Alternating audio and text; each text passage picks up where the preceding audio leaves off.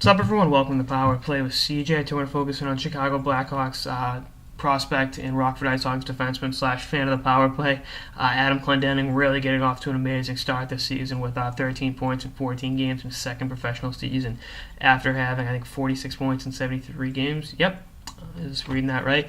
Last year, his first year out of BU. You can really see why he was highly touted coming off the Toronto Marlies and the U.S. development team.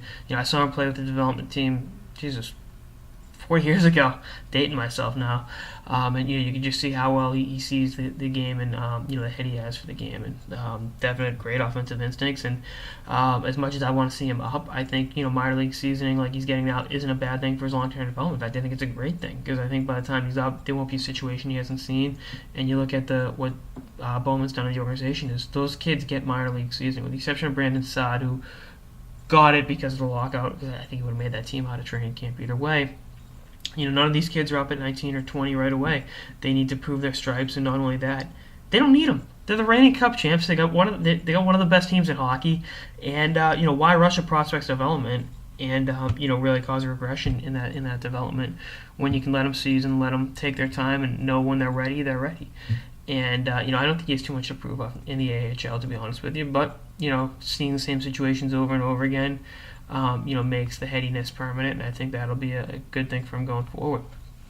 And to be honest with you, I think him, Jeremy Moran, Brandon Perry, he's younger than they are by a couple years, but they could all be good assets at the deadline for the Blackhawks if they need to solidify a position with a seasoned veteran. Flipping one of those guys and I think that could be a win-win. Although I think they'd all like to stay in Chicago. They got an okay track record, and that's just the way it goes. And Perry's having a good run with Chicago right now, 6 points in 11 games. So you can see what they've done and just how well they've handled prospect development, which you can't say for a lot of other teams.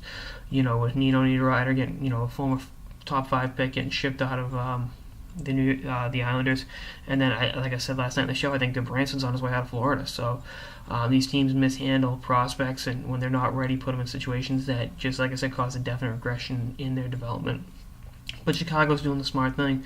They let Clenny stay at BU for another year, after he was drafted, and then he, last year really played well in the AHL. I believe he was a Black Ace during the playoffs. I'm 99% sure, and really just developed. He's got some more growing to do, but at 21, he's got a bright future ahead of him, and I can't wait to see. He's got to be the first defenseman called up. I know Brookbank's down there too, but they're two totally different players. Obviously, you got the 21-year-old hotshot prospect and the 35-year-old veteran of a ton of games in the NHL. But we'll see what happens. Anyway, that's on this episode of the Power Play with CJ. On Adam Clendening breaking out his year 2 breakout for the Rockford Ice Hogs. Stay tuned for episodes throughout the season and beyond. Later, guys.